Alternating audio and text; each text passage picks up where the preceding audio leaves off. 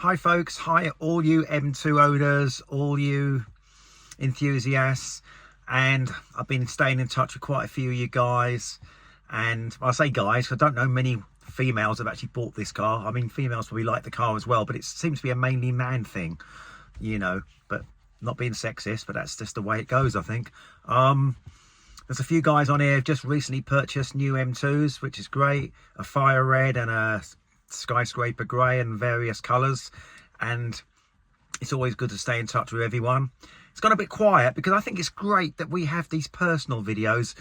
We're not magazine people, we're not professionals, you know, we don't do YouTube channels for a living. It's nice to have a true honest owner's perspective of this amazing M2. Now, I've had the car probably nearly 4.5 months now, and I've covered 2,500 miles, which has been pretty pleasurable most of the time. But I must confess though, a couple of things has happened.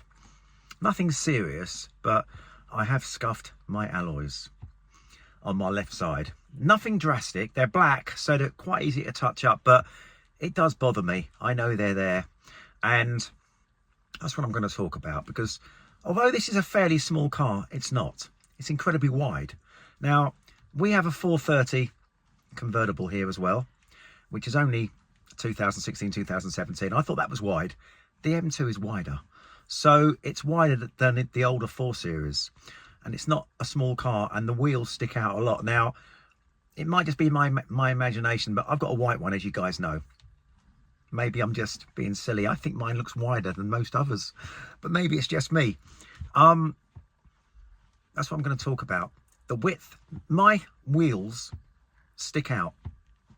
Now, I thought about spacers, I thought about lowering it, but I don't want to, because where I live, it's quite countrified, a lot of bumpy roads, and if you've got speed humps and stuff like that around you, you don't want to be lowering your car. Plus, what about the warranty? I thought about spacers too, because it does look mean, but to be honest with you, I've looked at my car from different angles, and it's wide enough. My wheels stick out further than my arches. Now, if they stuck out anymore, I'd be scuffing all the wheels. Now, doesn't matter how good or careful your driver you are, there are some point in life where you will scuff your alloys. Unfortunately, that is reality. Unless you're so pedantic, so fussy that every time you go out you think so much about it, you won't do it. But if you're going out somewhere in a rush, you want to park somewhere, one day you will scuff your alloys, and it's a horrible feeling. Scuff them once and then you feel better. Then you scuff them again. But I will get it sorted. But okay, it doesn't really notice, but I notice it, and I have touched them up. So anyone out there have got spacers? I'd love to hear your thoughts on that.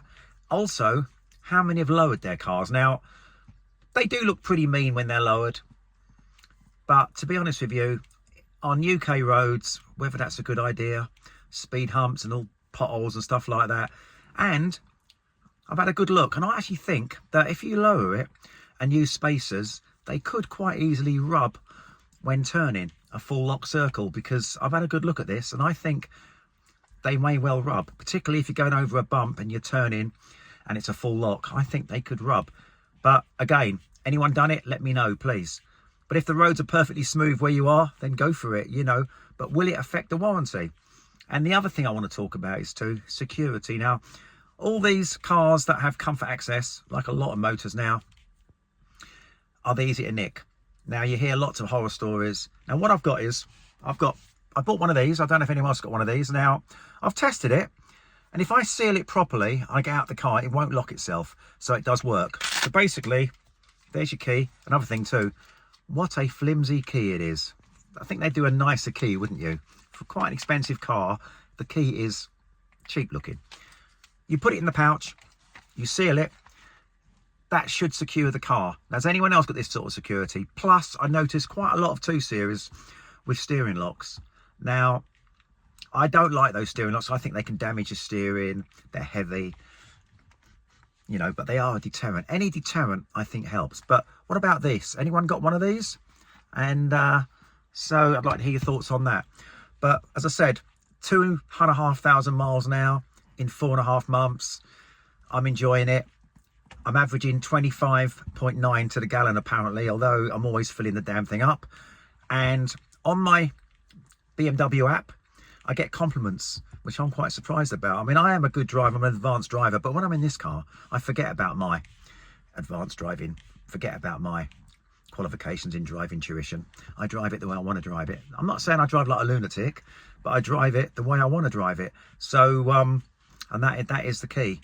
So on my app, it's actually congratulated me about, I'm well above average of most BMW drivers of this car and on point system. Also, it says that I'm quite economical with my drive, which is interesting because I am sometimes, but once I see an open road or a national speed limit, I'm off. So I'm quite surprised at that. I mean, I know I'm not a tearaway, but I didn't think I was going to get a thumbs up from BMW saying congratulations. So that was interesting. Anyone else looked at the app? You know, what does it say? Is it saying that you're doing all right? I mean, would it tell you that you're a lunatic? Would it tell you you're a maniac? I don't know.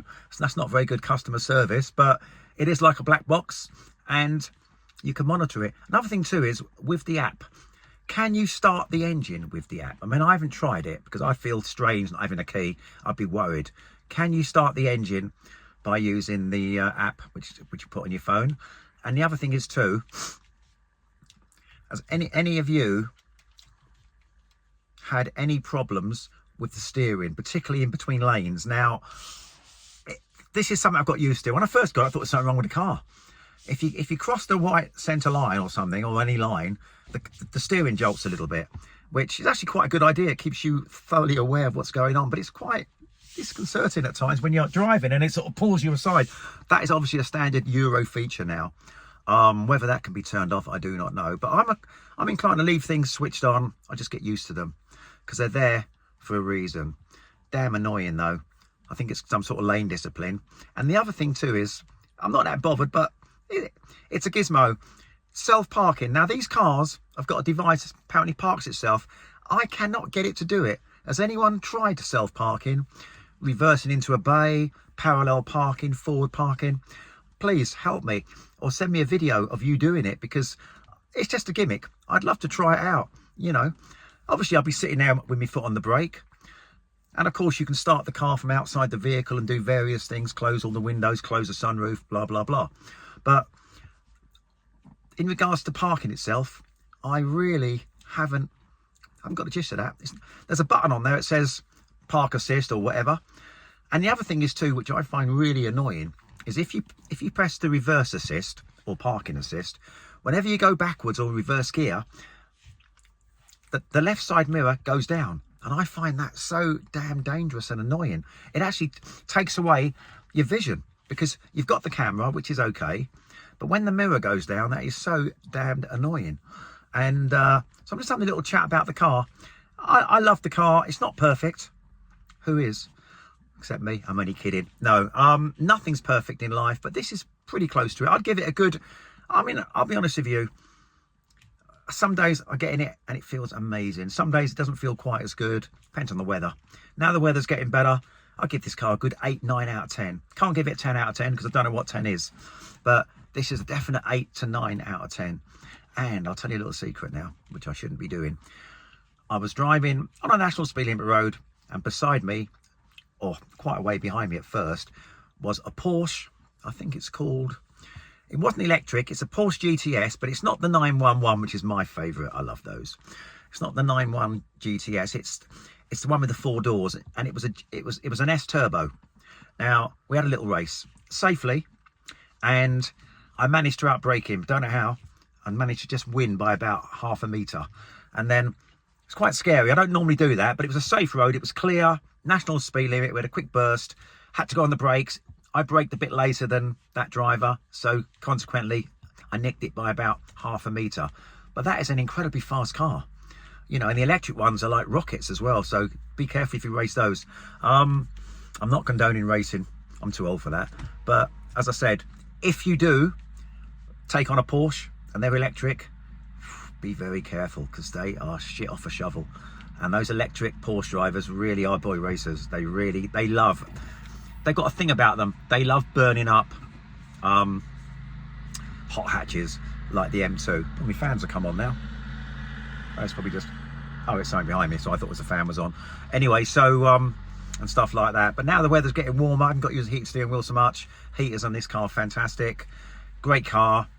Haven't really tried a 0 to 60 properly. I can't quite time it. I'm getting about 4 seconds at the moment, but I reckon I can get it down to 3.6. But it's getting the right time, the right launch and the right weather. I don't think a rear wheel drive without 4-wheel drive is it's not easy to get off the mark that quick. I think it's fast once it's going, but getting off the mark, I think a lot of cars are going to get in front of you for a while, because I don't think it's that quick straight off the mark. I think once it gets going, this thing flies, and it just keeps going and going and going. But apart from that, fantastic car. Great, or you know, I mean, it's not my daily, but it could be a daily. But it is expensive to run. It's not cheap. Although I'm averaging 25 to a gallon, I'm always filling the damn thing up, and I don't really go anywhere. So it's expensive. Premium fuel most of the time. You can use unleaded, I believe. Another thing, anyone tried using just normal unleaded? Won't hurt the car. Will it hurt the car? Will it affect the car? Please let me know on that. And just let me know how you're getting on with the car. Because when I bought this car, there was a few others who bought cars at that time. There were no videos, hardly any videos on the LCI. So I was probably one of the first to put a personal one out there. And I think another chap too, Neil, I think his name is, he's got the really nice individual grey car. He's had his car a little bit longer than me, I think. So I wonder how he's getting on. I'd like to hear from Neil, see how he's getting on. I'm sure his name's Neil. He's got the Telesto grey one. And I wonder how many miles he's done. I'd like to know how many miles you're getting on with your car and stuff like that. And just a general chat, really. And you never know, we might meet up one day. But as I said, I'm not really too fussed about spacers or low in the car. Anyone done it? I'd like to hear your thoughts. But I'll just show you mine now. I don't think that mine look too bad. The car's a bit dirty today, but I think my wheels and gaps and spacers aren't really a thing that bothers me too much. But I'd love to see or hear your thoughts if anyone's done it, and will it affect the warranty. I'll just show you my wheels now. Stay safe, everyone. Keep the comments and likes coming in, and how you getting on with your M2s. And there's a few fire red ones out there as well, but you go out for a daily drive, you don't see them. How many M2s do you actually see? You know, and sometimes you look at a normal 2 Series and think, is that an M2? I think, oh no. But I wish the M2 stood out more. It does, but not from the sort of like when you're driving. You think, oh, you see the lights. I wish the M2 had different lights so we knew and stuff like that. I mean, I know it's a different animal. It's completely different DNA to a normal 2 Series, totally. But if a person doesn't know much about cars, they're going to say, that's the same car as yours, 220i. Thank you very much for that. I don't think so. But, you know, that's the thing. Anyway, I'll show you my wheels now and arches, and I don't think they look too bad. No spacers and no lowering. Stay safe. Keep those tips and advice coming in. And remember, keep these cars secure. All right? I want to hear everything about this car, the do's, the don'ts, what you like, what you don't like, and how much you love it. Stay safe. I'll show you my arches now. Cheers. I think on this white car with the Michelin tyres, I know it makes a difference, I actually think they stick out quite a lot. If you look at it, it looks like it's got spacers on it. Also, the gap between the arch and the tyre isn't too bad. I know where a lot of people coming from, they say there's a bit of a gap there, but to be honest, if you lower it and you use spacers, you've got to make sure that you're in the right area for it, where there's no speed humps or tricky parking, because this car is wide enough as it is, and as you can see, my wheels stick out. I wouldn't really want them to be wider, but having said that, I can see the logic in it. Plus, would it affect the warranty? That's another point. If you start doing anything to the car, will it affect the warranty, like lowering it or using spacers? But I'm quite happy with the way mine looks at the moment. Thank you. But I'd love to hear your thoughts and advice on this. Personally, I think it looks all right. The wheels stick out. The gaps in the arches aren't too bad. And I've got no intentions of lowering it or putting spacers on it. Although I was tempted, but I'd love to hear your thoughts on this. But my car does need a clean. Stay safe, everyone, and the weather's getting better. So let's get out on those M2s. Anyway, chaps, hope you enjoyed the video. As I say, it's a bit rough around the edges, but I just want to talk about M2s. I want to keep it going because it seems to have dropped down a little bit now. It's good to get, you know, members of the public, Geo public and stuff like that doing reviews on these M2s. I think they're better. When you get a professional doing it, they're cool and they're smooth. But I like to hear from real people because I think that's where you get a better understanding. And we don't know everything about these cars. In fact, I still don't know everything about this car. and I never will. All I know is I get in it, it starts, touch wood, and I drive it. And boy, do I love driving it. Stay safe, and safe driving out there. And now the weather's getting better, you can get out there with your M2. Let me know how you're getting on. Let me know what mileage you've done. Any tips, anything. Has the car been reliable? Touch wood, so far so good. Things you like, things you don't like. I want to hear it all. And maybe one day we'll meet up. Stay safe, and spring is in the air.